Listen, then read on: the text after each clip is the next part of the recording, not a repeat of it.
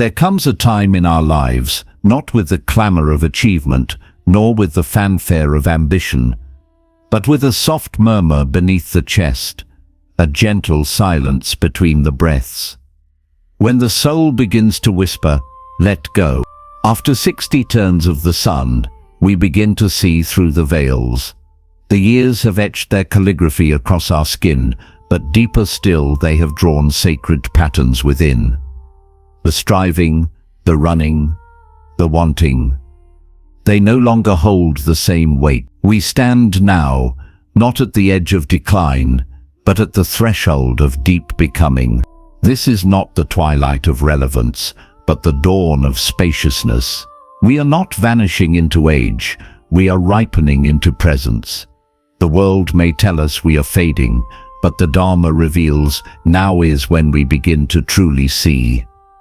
The illusions we once bowed to have cracked, the roles we played have grown thin. And through those cracks, if we are still, if we are willing, the light of awakening begins to shine through. But to enter this sacred light, we must first lay down the burdens. The Buddha did not teach us to grow old clinging, but to age as the lotus blooms, with dignity, with release, with peace. In this second half of life, the practice deepens. It is not about learning more, but releasing more, not about building, but dissolving. Let us walk now, together, into the radiant simplicity of being. Let us uncover what the Buddha meant when he said, "All conditioned things are impermanent, strive on with diligence." Number 1. Let go of the illusion of control. We spend much of our early lives reaching, grasping, planning, believing that if we can just arrange the pieces, if we can just get things in order, then suffering will leave us. We strive to be the architects of certainty, the engineers of permanence. But life, vast, mysterious, and beyond prediction, humbles us again and again. We cannot stop the rains from falling, nor command the winds to still. Bodies change, relationships shift, plans fall apart, and even the strongest towers of ambition crumble with time. The more tightly we hold, the more we suffer. The Buddha saw this clearly, that suffering arises not from the chaos of the world, but from our resistance to it. To let go of control is not to fall into chaos, it is to fall into trust. Trust in the Dharma, the unfolding truth of things. Trust in the moment as it is. Trust in our breath, in our feet on the earth, in the silence that holds us. When we loosen our grip, something miraculous begins. We awaken to the present moment. We stop trying to shape life and instead allow life to shape us. We move with rather than against. We become like water flowing around obstacles, not crashing into them. We become like the bamboo, bending in the wind but never breaking. Meditation is the mirror that reveals our craving for control. When we sit, thoughts arise, some joyful, some sorrowful. We try to fix them, escape them, manipulate them. But slowly, with practice, we learn to simply watch, to allow, and in this allowing, we touch freedom. To age with grace is to surrender with dignity, not to give up, but to give in to the rhythm of the cosmos, to the song of the moment. We do not stop caring. We simply stop clinging. What if the greatest strength is not in holding on, but in letting go? What if true power lies in bowing to what is? What if freedom is not control but release? After 60, we are invited to unburden ourselves, to no longer be the one who fixes everything, to no longer carry the weight of others' choices, to rest in the vastness of being. This is not passivity, it is wisdom. It is what the Buddha meant when he spoke of the middle way, not indulgence, not suppression, but harmony. Let the river flow, let the wind pass through, let the seasons turn. We are not here to command the tides. We are here to become the ocean. Let go. Number 2. Let go of the self you clung to. There is a story we carry, silent, persistent, the story of me. It is not written on paper, nor carved in stone, but it is etched into every thought, every desire, every fear. It says, "This is who I am." It tells us what we are worth, what we must protect, what we must prove. It defines us by our roles, our memories, our wounds, our triumphs. It is the self we have spent decades building brick by fragile brick, believing it to be real. But the Buddha's gaze, clear and uncompromising, cuts through this illusion. He saw that what we call self is but a collection of aggregates, form, feeling, perception, mental formations and consciousness, arising and passing, like waves on the sea. There is no fixed identity beneath it all. No unchanging soul we can point to and say, "This is me." The self we cling to is not a solid entity, but a process, dynamic, interdependent, and empty of inherent existence. And yet, we cling. We cling to titles, to names, to identities.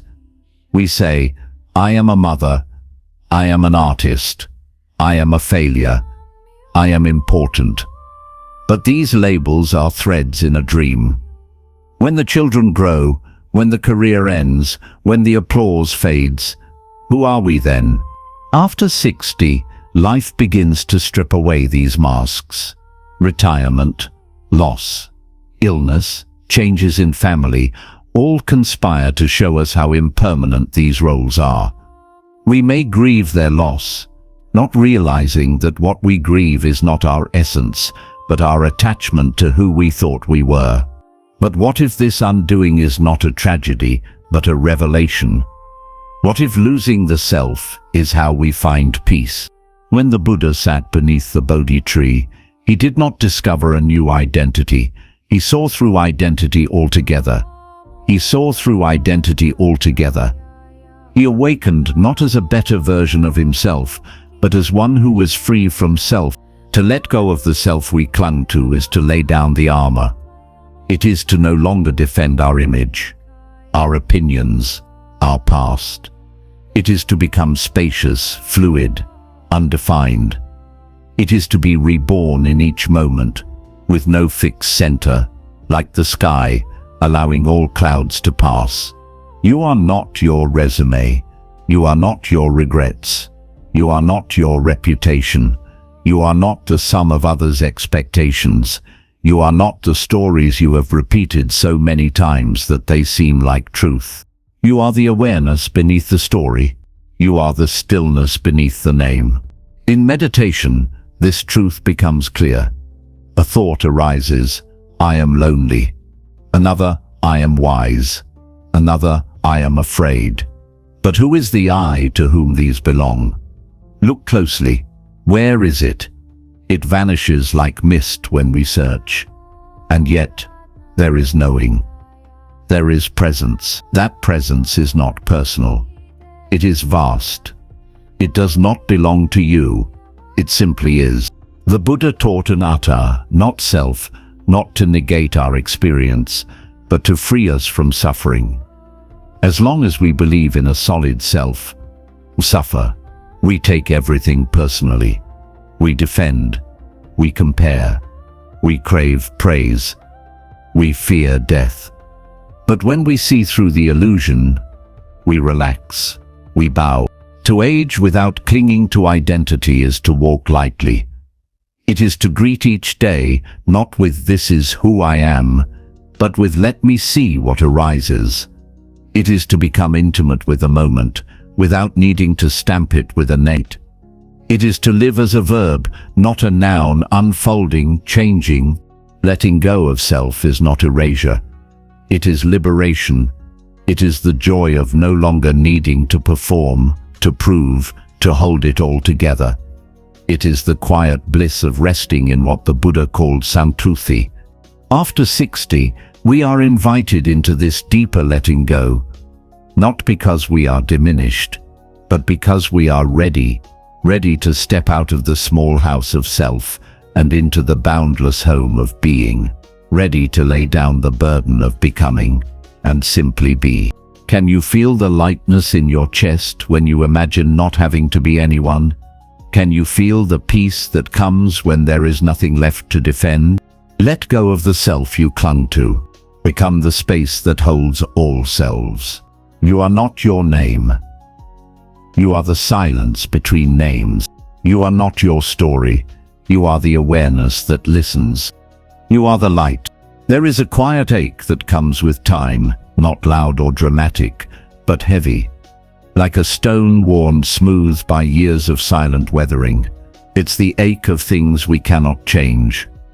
The words we didn't say, the chances we didn't take. The people we lost before we were ready, the times we hurt others out of fear or confusion. The long shadow of memory. Number 3. Let go of regret and the weight of the past. By the time we reach 60 and beyond, we carry decades of such shadows.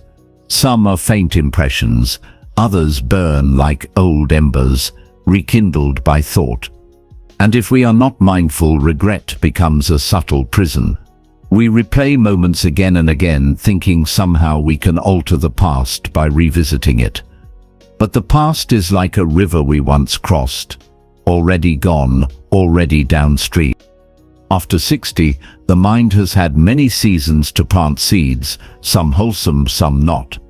And while we may not be able to uproot every old sorrow, we can learn to bow to it.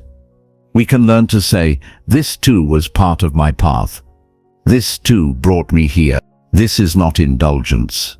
This is mercy. And mercy is the gateway to freedom. We do not erase the past by denying it. We heal it by holding it with mindfulness. By offering the same compassion to ourselves that we so easily offer others. Can you place your hand over your heart and whisper, I forgive you. You did the best you could with the awareness you had at the time. The Buddha often spoke of right view, the understanding that all things arise from conditions, and when conditions change, they cease. Your mistakes were not born from an evil core. They arose from ignorance, fear, or habit energy. Conditions shaped by culture, family, trauma, and time. When we see this clearly, blame gives way to understanding, self-hatred softens into insight, and insight blossoms into peace. In the Satipatthana Sutta, we are guided to contemplate the mind and its objects, to observe, not react. To say, this is regret arising, this is shame passing through. And with each breath of mindful awareness, we create space. Space to witness. Space to let go. There is a Japanese art called kintsugi, the mending of broken pottery with gold. The cracks are not hidden, they are illuminated. This is how we can hold our past, not as wounds to conceal, but as wisdom to honor. Our regrets are not stains on the soul, they are teachings, hard-earned. They are the sculptors of humility, the mirrors of impermanence. Meditation is the fire in which the past is transmuted, not because it disappears, but because it loses its power to bind us. When we sit with everything, the joy, the grief, the longing. We bow to it all. We stop being the judge and become the compassionate witness. After 60, we are finally wise enough to see the past cannot be changed, but the way we hold it can. And in this shift, liberation begins. We must also remember that healing is not only personal, it is interbeing. When we release ourselves, we release others. When we stop clinging to old pain, we stop projecting it forward. We stop binding those we love to old roles. We stop expecting apologies that may never come. We allow others and ourselves to evolve. To let go of regret is not to forget. It is to transform, to take what was painful and turn it into insight, to carry the past like a lantern, not a chain. We breathe deeper. We laugh more freely. We walk lighter. You are not your mistakes, because we no longer carry what was never meant to be permanent. You are the awareness that survived them. You are the compassion that rises to meet it. Let the old stories dissolve. You are not your sorrow. Turn your face toward the light that remains. Let go. Let the river carry them away. Number 4. Let go of the fear of death and the clinging to youth. There is a hush in the soul that begins to speak more clearly after 60, a voice once drowned by the noise of becoming, now rising like incense smoke. It does not speak of ambition or plans. It does not speak of accomplishments or futures. It speaks of endings, of letting go, of the great return. Death has always walked beside us, but we rarely invite it in. We hide it behind euphemisms, ignore it in conversations, pretend that its shadow does not touch us. But the Buddha did not turn away.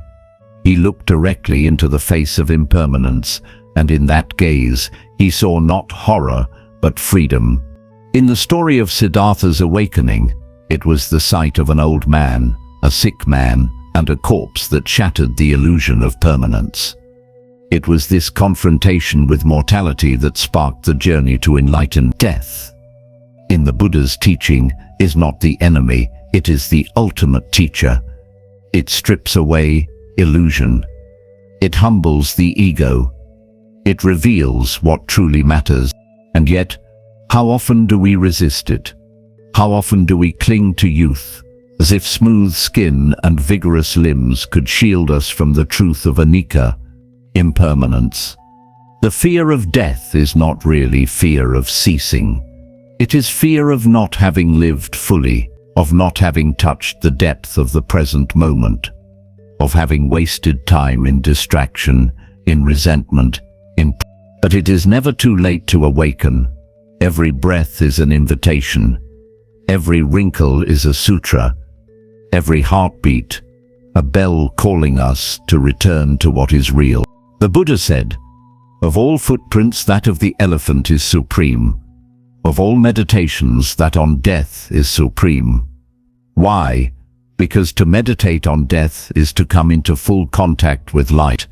It is to cut through the trivial, to pierce the fog of delusion, to arrive raw and awake in this one precious moment. After 60, the body becomes a Dharma teacher.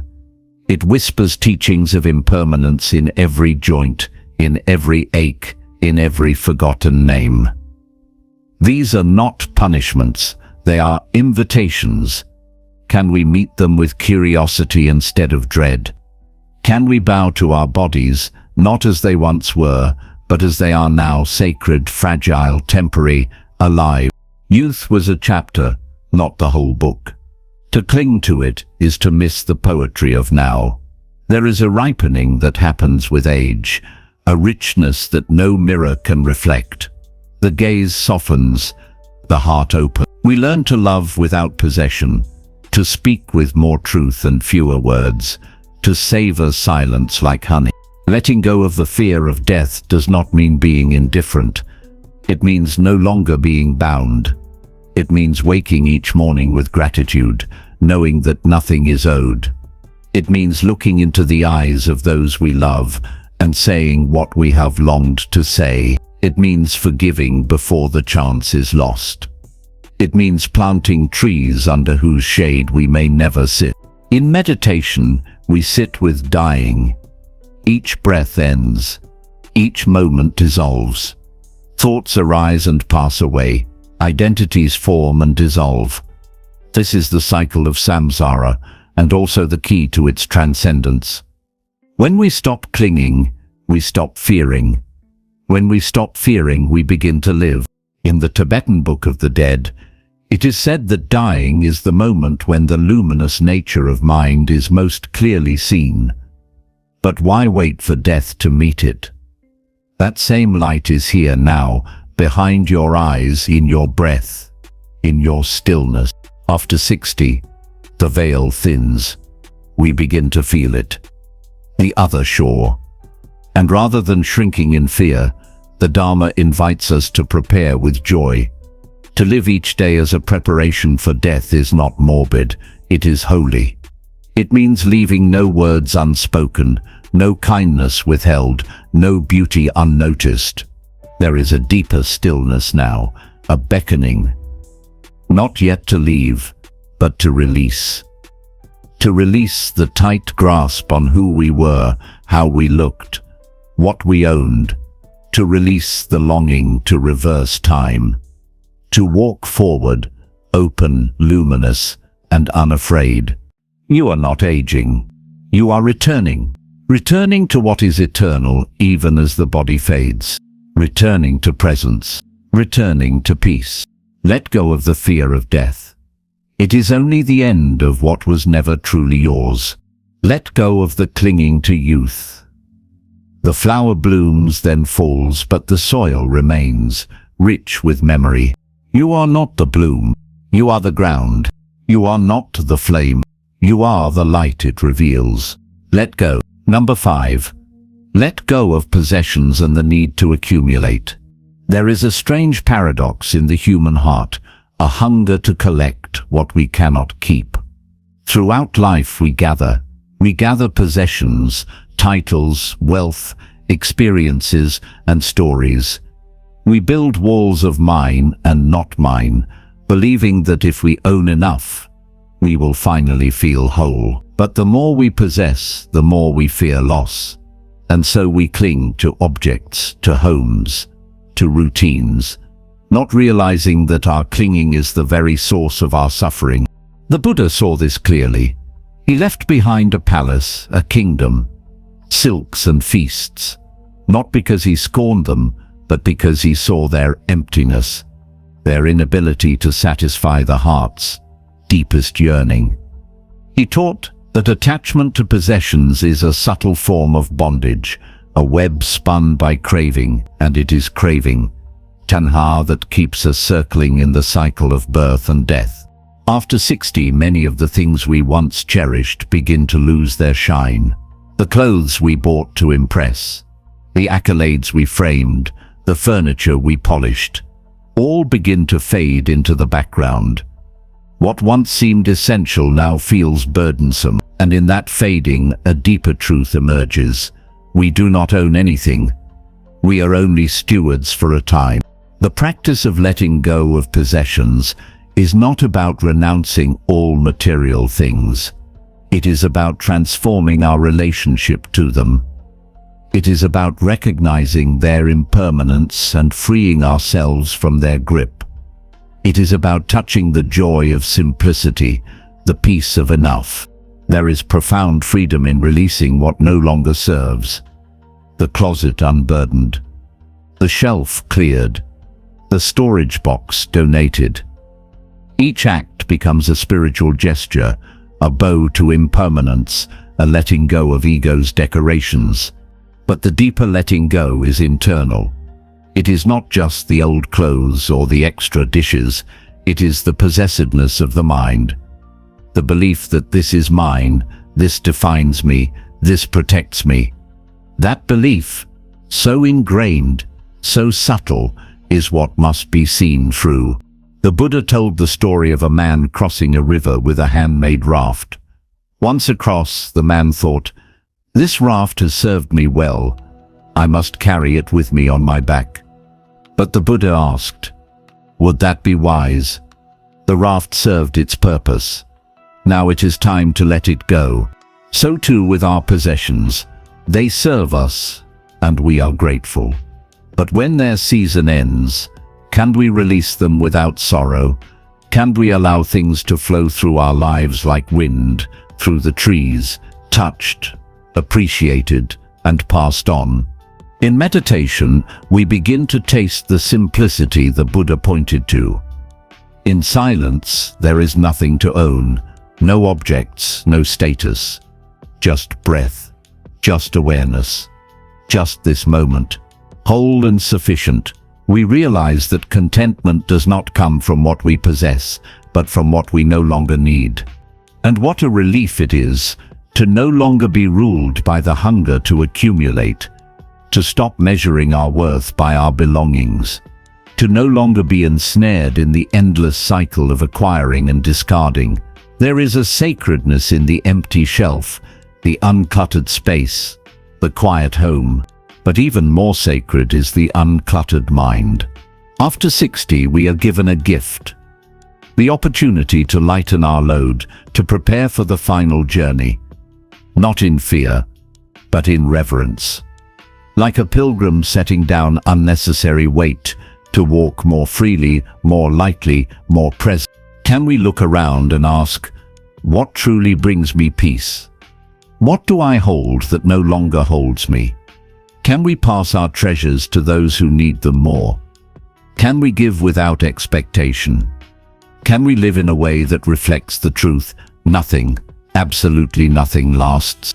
There is a Thai forest monk who keeps only a bowl and a robe, and yet his face glows with joy deeper than wealth could offer. He is not poor, he is free. To let go of the need to accumulate is to return to the heart, to rediscover the richness of the intangible, love, wisdom, compassion, presence. These are the treasures that cannot be stolen, cannot decay, and do not clutter the house. You are not what you own. You are not the car in the garage or the art on the wall.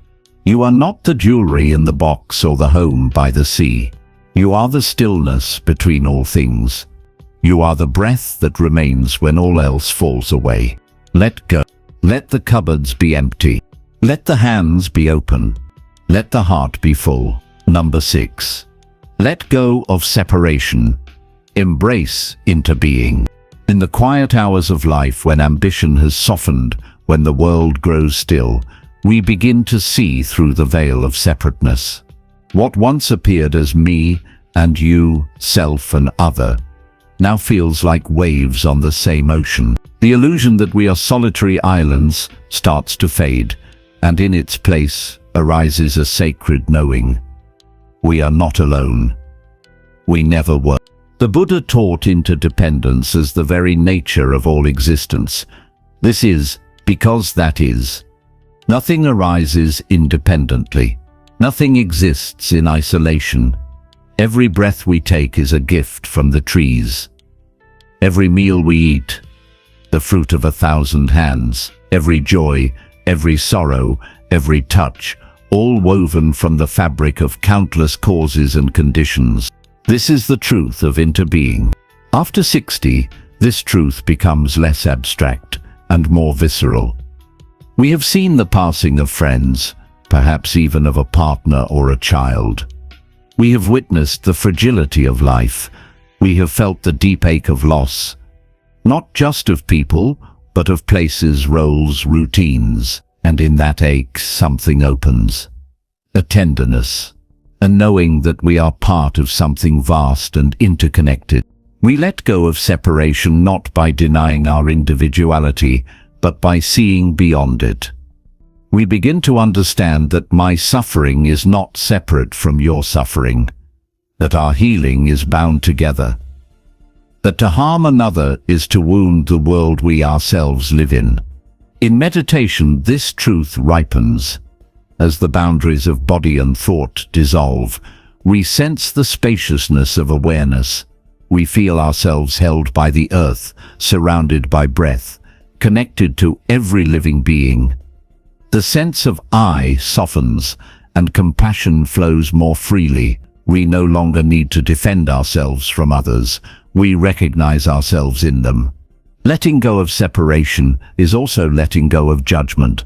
The endless categorizing of good and bad, us and them, worthy and unworthy. We begin to listen more, to assume less, to soften our gaze. We stop needing to win every argument. We stop seeing others as problems to solve or threats to avoid. Instead, we meet them as fellow travelers on this fleeting path. The Buddha's heart embraced all beings, not just the virtuous or the kind, but the difficult, the lost, the cruel. He saw that even those steeped in ignorance are suffering, and so he met them not with hatred, but with compassion. Metta, loving kindness, was not a philosophy, it was his way of being. Can we live that way now? Can we see the stranger not as other, but as a mirror? Can we meet our aging body with tenderness instead of disdain? Can we welcome even our pain as part of the shared human journey? After 60, there is great power in embracing interbeing. We no longer need to prove ourselves. We no longer need to stand apart. We can return to the great web of life, not as warriors but as servants. Not as consumers, but as caretakers. We begin to notice small things, the way a bird song lifts the morning, the warmth of a shared silence, the soft presence of a grandchild's hand in ours. These moments are not small. They are the Dharma itself. And as we open to interbeing, forgiveness becomes possible. We let go of old grievances, knowing they bind us more than those who wronged us. We release the tight grip of resentment, and in doing so, we free both ourselves and others. We are no longer isolated. We are threads in a single cloth. When we hurt one, we unravel the whole. When we love one, we strengthen the weave. This is the truth the Buddha knew beneath the Bodhi tree, that suffering ends not through withdrawal, but through awakening to our oneness.